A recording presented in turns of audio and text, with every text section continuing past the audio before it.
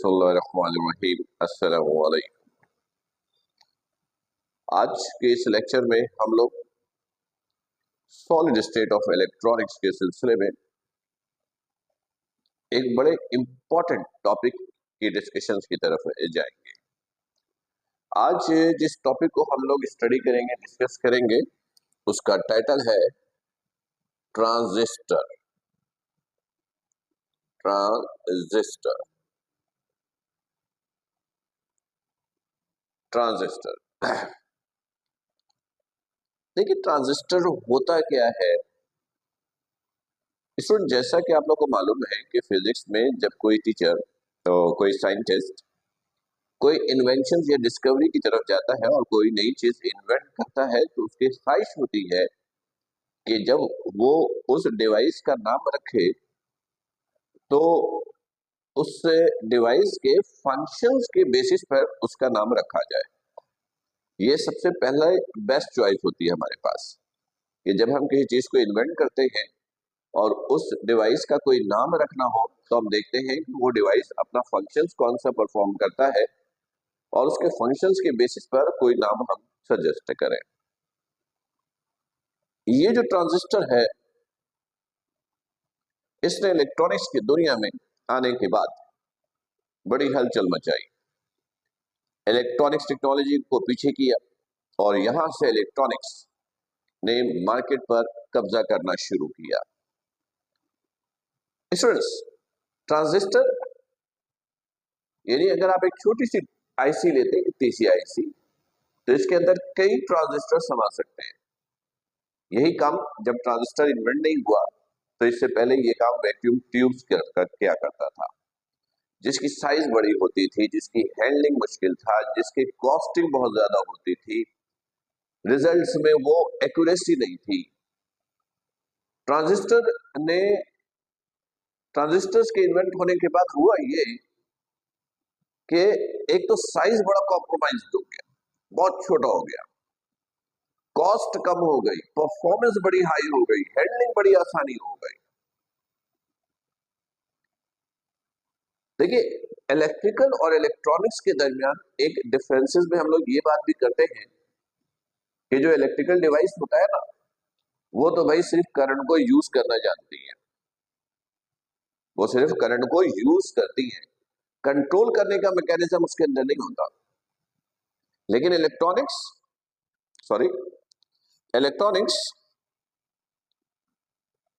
के अंदर ना सिर्फ वो करंट को यूज करती है बल्कि उसको कंट्रोल करने का मैकेनिज्म भी परफॉर्म कर रही होती है, राइट। और उसमें ये ट्रांजिस्टर बड़ा इंपॉर्टेंट रोल प्ले करता है।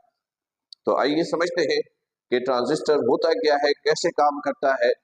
इस पर 2-3 लेक्चर्स तो आपके होंगे ताकि ट्रांजिस्टर्स को आप अच्छी तरीके से समझ सकें। देखिए, ट्रांजिस्टर्स की अगर आप मीनिंग पे गौर करें ना, तो ये दो वर्ड्स को हम लोगों ने ज्वाइन करके बनाया है। एक ट्रांसफर एक ये वर्ड, और दूसरा रेजिस्टेंस यानी ये दो वर्ड्स हैं जिनको ज्वाइन करके ट्रांजिस्टर का वर्ड फॉर्म किया गया। ट्रांजिस्टर होता क्या है? अगर मैं आसान से लफ्जों में बोलूं तो मैं कहूंगा कि ये एक डिवाइस है, इलेक्ट्रॉनिक डिवाइस है, जो आने वाले इलेक्ट्रिक सिग्नल्स को लो रेजिस्टेंस से हाई रेजिस्टेंस की तरफ ट्रांसफर करने में हेल्प करता है। ये आने वाले सिग्नल्स को, इलेक्ट्रिकल सिग्नल्स को या इलेक्ट्रॉनिक सिग्नल्स को लो रेजिस्टेंस से हाई रेजिस्टेंस की तरफ ट्रांसफर करने के लिए इस्तेमाल करते हैं।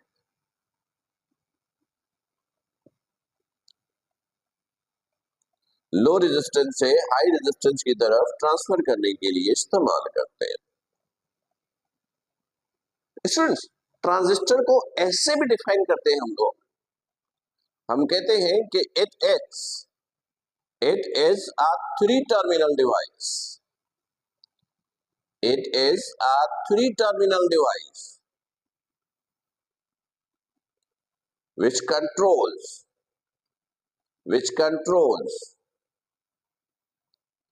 flow of charges.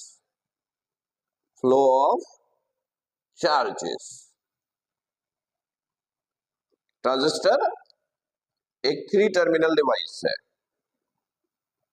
जो चार्जेस के फ्लो को कंट्रोल करने के लिए इस्तेमाल होता है इन एन इलेक्ट्रॉनिक इंस्ट्रूमेंट। अच्छा, अगर ये थ्री टर्मिनल डिवाइस है तो इसके तीन टर्मिनल कौन कौन से हैं? नंबर एक, पहला टर्मिनल, इसको कहते हैं इमीटर। क्या कहते हैं इसको? इमीटर। इमीटर, इमिट से निकला, इमीटर। दूसरा बेस, तीसरा कलेक्टर।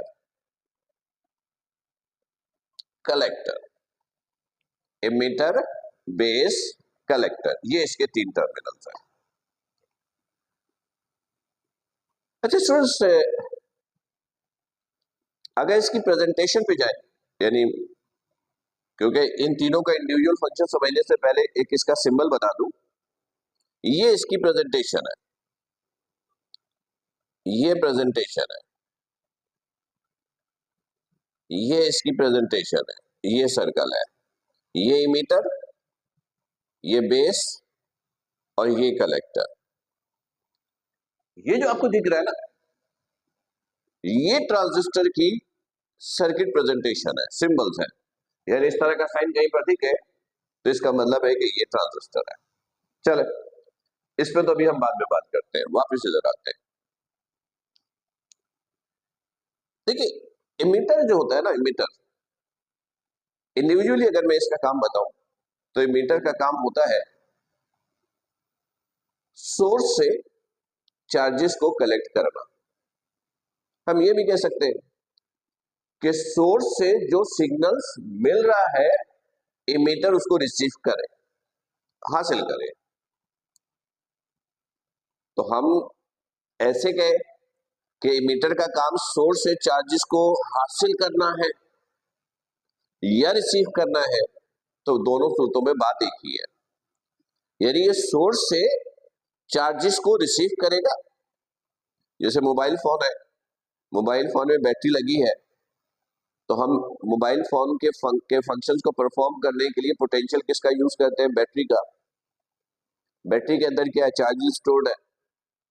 तो इमीटर क्या करेगा कि उन चार्जेस को वहां से लेगा, रिसीव करेगा, या वो जो देगा वो उसको रिसीव करेगा और वो इमिट करेगा बेस को। यानी लेने के बाद, सोर्स से चार्जेस लेने के बाद वो किसको दे देगा?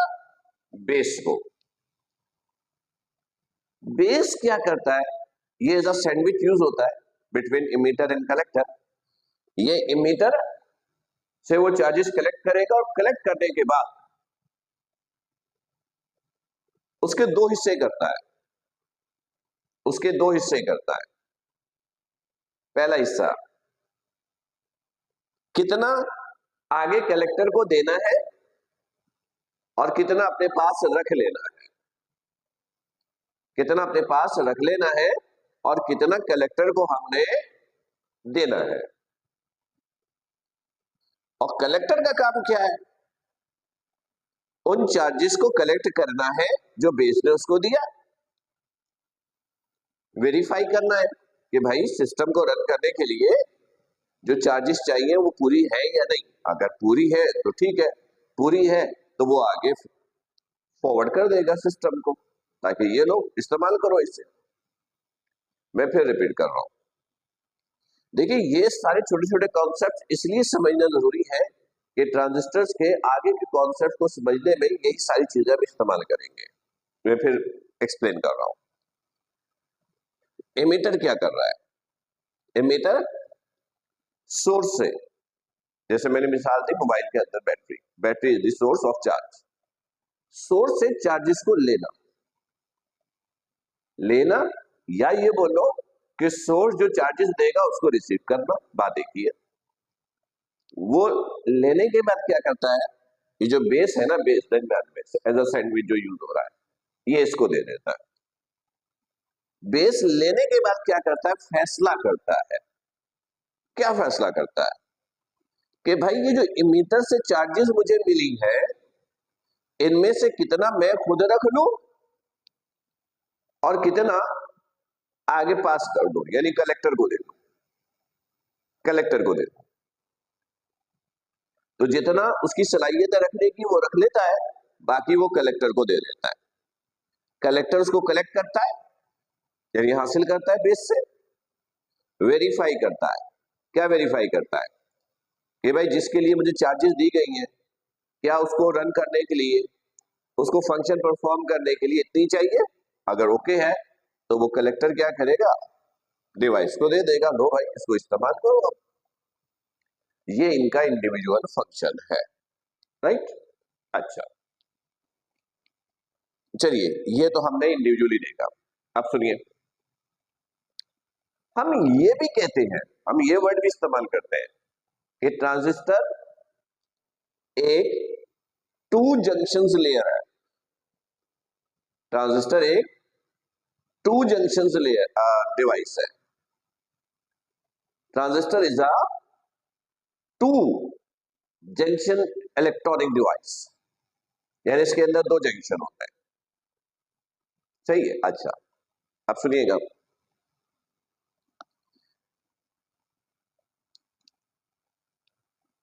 इमीटर, बेस, कलेक्टर, इंडिविजुअली इसकी बात समझ में आ गई। इसलिए याद है मैंने आपको ये बताया कि ये सब जो है ये इलेक्ट्रॉनिक्स के हिस्से हैं। और पिछले लेक्चर में मैंने आपको बताया था कि भाई इलेक्ट्रॉनिक डिवाइस जो है वो एक्सट्रेंसिक सेमीकंडक्टर से बनता है। एक्सट्रेंसिक सेमीकंडक्टर दो ही है, ऐसा ही है, दो है। एक को आप बोलते हो एन टाइप और एक को बोलते हो आप पी टाइप, ऐसा ही है। अगर ऐसा ही है तो एमीटर अगर एन का बनेगा तो फिर बेस पी का बनेगा और कलेक्टर एन का बनेगा। क्योंकि आपको पता है कि इलेक्ट्रिकल डिवाइस हो या इलेक्ट्रॉनिक्स हो, कॉम्बिनेशन हमेशा नेगेटिव पॉजिटिव का ही जनरेट होता है। और अगर इमीटर पी का है तो बेस एन का और कलेक्टर पी का। तो हम ये कहते हैं कि ट्रांजिस्टर की सिर्फ दो ही टाइप है। पहली टाइप जिसको आप बोलोगे एनपीएन ट्रांजिस्टर, एनपीएन ट्रांजिस्टर। और दूसरा क्या बोलना, पीएनपी ट्रांजिस्टर। ट्रांजिस्टर, ये दो तरह के ट्रांजिस्टर है, राइट। अच्छा, अभी अभी मैंने आपसे कहा कि हम ये भी कहते हैं कि transistor is a to junction layer. वो किस सेंस में कहा वो समझिए, इधर देखिएगा। ये ट्रांजिस्टर लेते हैं हम लोग, ये ट्रांजिस्टर लिया। फर्स्ट कीजिए, हमने लिया एनपीएन। एनपीएन, तो जब एन और पी मिलेगा तो उसका एक जंक्शन लेयर होगा। फिर पी और एन मिलेगा तो उसका एक जंक्शन लेयर होगा। जंक्शन यानी मुलाकात वाली जगह, मिलने वाली जगह। एनपीएन, एन पी से मिलेगा वो एक जंक्शन, पी एन से मिलेगा वो एक जंक्शन। तो जंक्शन कितनी हो गई, दो। इसलिए हम लोग ट्रांजिस्टर को क्या बोलते हैं, टू जंक्शन डिवाइस। अच्छा, अब देखिएगा, इसमें फर्ज कीजिए कि ये जो है ना, ये जो पहला ये है इमीटर। ये क्या है, इमीटर। ये इमीटर, तो ये तो होगा दरमियान वाला बेस। ये तो दरमियान वाला बेस, और ये जो होगा ये फिर कलेक्टर।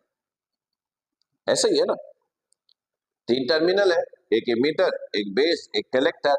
फिर सवाल ये पैदा होता है इमीटर किसका बना है, या तो एन टाइप का बना है या पी टाइप का, क्योंकि एक्सट्रिंसिक सेमीकंडक्टर ये दो टाइप के हैं। तो ये दो टाइप है। अच्छा, अब देखिएगा, अब एक बहुत इंपॉर्टेंट पॉइंट आपको इन्फॉर्म करने चला हूं, उसको जरा याद रखिएगा, मेमोरी में रखिएगा कि इमीटर यानी ये जो आपके पास होता है इमीटर, एमीटर जो होता है ये हाईली डॉप्ड होता है। क्या होता है? हाईली डॉपिंग हुई हुई होती है।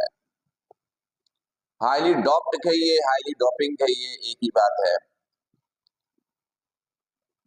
यानी एमीटर जो है ना ये हाईली डॉप्ड होता है।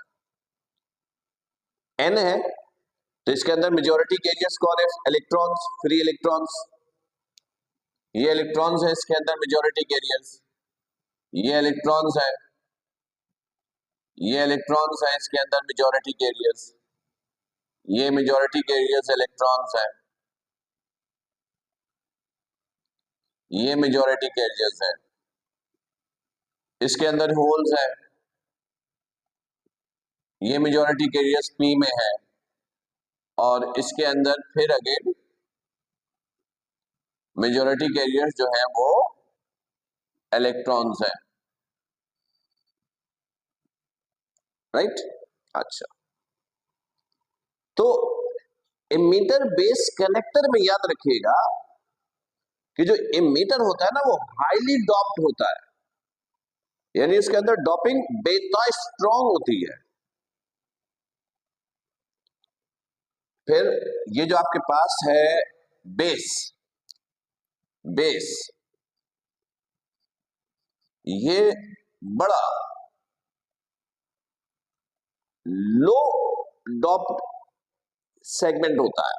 इसके अंदर डॉपिंग बड़ी लो होती है, कम होती है, लो डॉप्ड सेगमेंट है।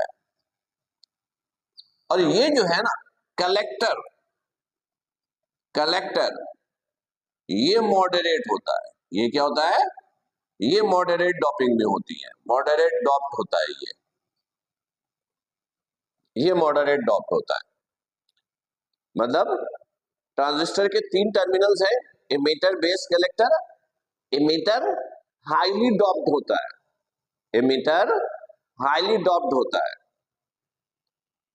बेस बड़ा लो डॉपिंग होती हुई होती है, कलेक्टर उसके अंदर डॉपिंग मॉडरेट हुआ हुआ होता है। राइट? अच्छा, चलो ये बात भी आपको समझ में आ गई। यानी ये एमीटर मैं इधर भी लिख सकता था, ये एमीटर, ये बेस, ये collector.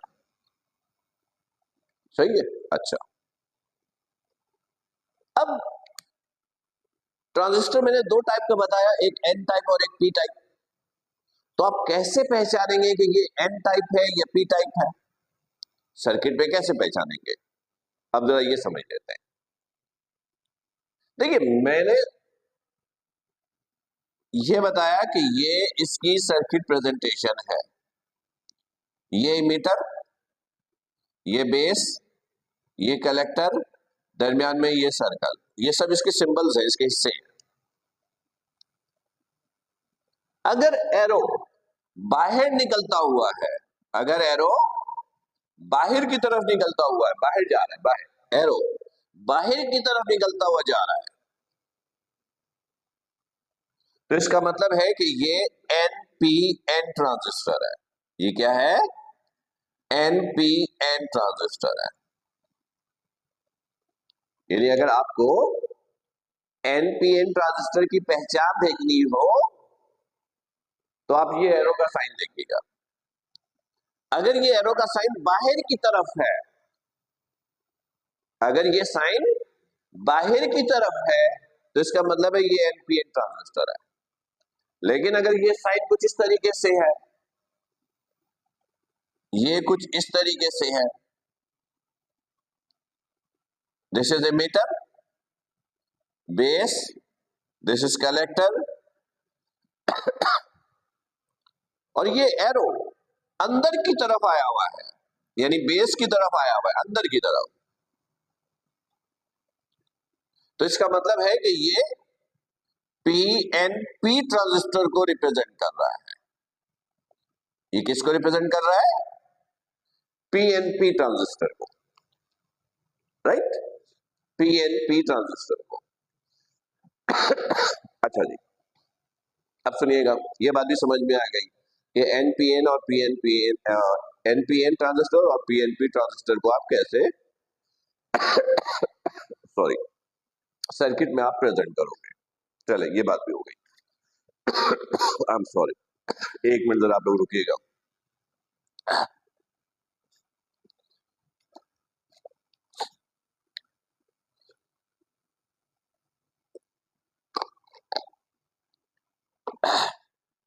Ji I am sorry.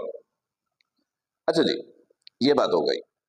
अच्छा, एक और छोटा सा पॉइंट, ताकि ये इंट्रोडक्शन वाला पोर्शन जो है ये बिल्कुल कंप्लीट हो जाए ट्रांजिस्टर का। देखिए, मैंने कहा कि ट्रांजिस्टर की को हम ये भी कहते हैं कि ये टू जंक्शन डिवाइस है। तो एक जंक्शन किसका बनता है?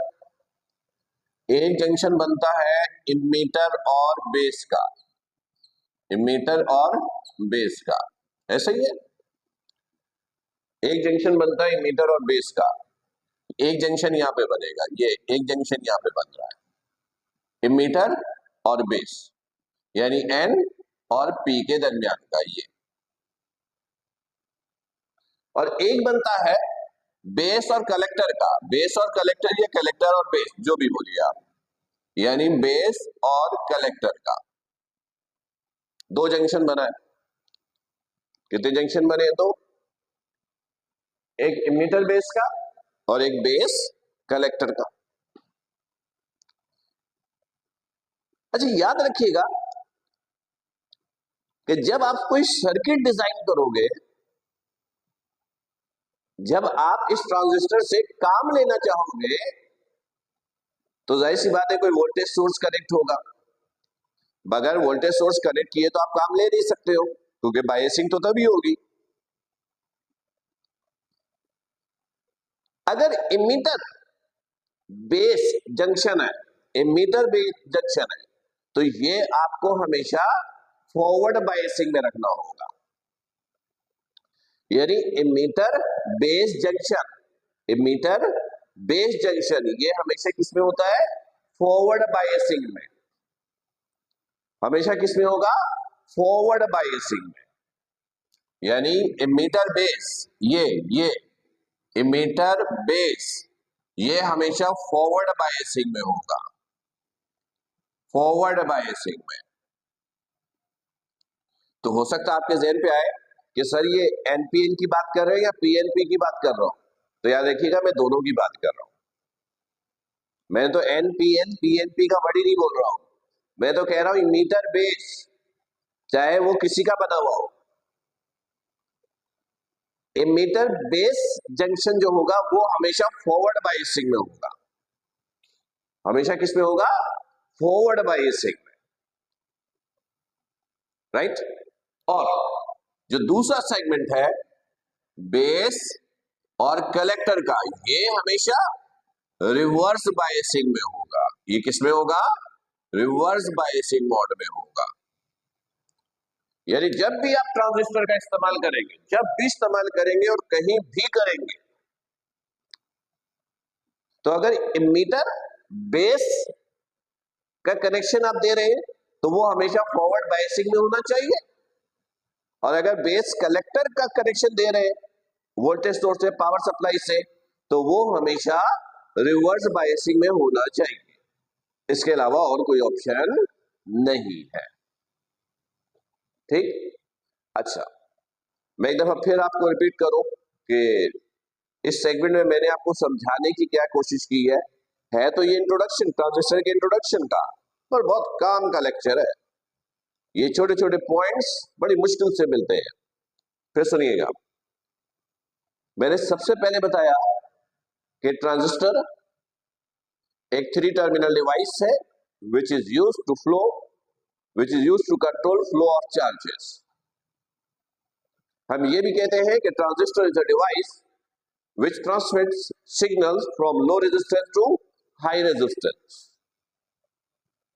फिर 3 टर्मिनल इमीटर बेस कलेक्टर की बात की मैंने, आपको समझाया इमीटर क्या होता है, बेस क्या होता है, कलेक्टर क्या होता है। इमीटर सोर्स से चार्जेस को रिसीव करता है या उससे हासिल करता है, हासिल करके बेस को देता है, बेस फैसला करता है कि कितना मैं खुद रख लूं, कितना कलेक्टर को दे दूं।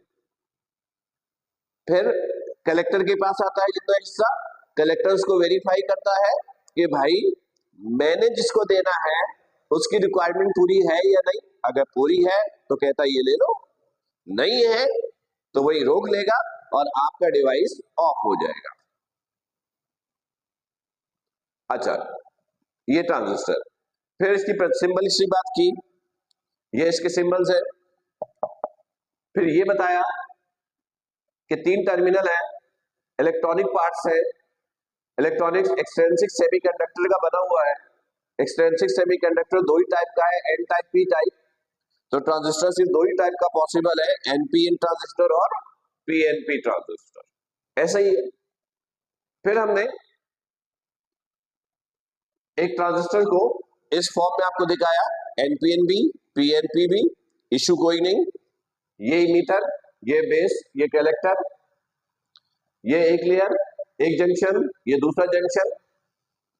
यहां पर ये सब बताने की जरूरत नहीं है कि पोटेंशियल बैरियर्स हैं और डिप्रेशन रीजन है, ये सब की जरूरत नहीं है क्योंकि वो प्रीवियस लेक्चर में हम लोग डिटेल में देख चुके हैं। एमीटर बेस, ये याद रखिएगा, एमीटर जो होता है ये हाईली डॉपिंग हुई भी होती है, हाईली डॉप्ड होता है, यानी इसके अंदर फ्री इलेक्ट्रॉन बहुत होते हैं। Highly doping means free electron बहुत सारे हैं। बेस, ये वेरी लो डॉपिंग में होता है, वेरी लो डॉपिंग में होता है, यानी अगर ये पी है, होल्स है, मेजॉरिटी कैरियर्स होल्स है, तो बहुत लो क्वांटिटी में। और ये जो कलेक्टर है ये हमेशा मॉडरेट डॉपिंग में होता है, चाहे एन हो या पी हो, यानी होल्स हो या मेजॉरिटी कैरियर्स इलेक्ट्रॉन्स हो, जो भी होगा वो मॉडरेट फॉर्म में होगा। फिर मैंने आपको बताया कि एनपीएन को कैसे पहचानेंगे, पीएनपी को कैसे पहचानेंगे। अगर एरो बाहर की तरफ निकला हुआ है तो एनपीएन, अंदर की तरफ आया हुआ है तो पीएनपी। और फिर बड़ी काम की बात बताई कि इमीटर बेस जंक्शन जो होगा वहां पर हमेशा फॉरवर्ड बायसिंग होनी चाहिए।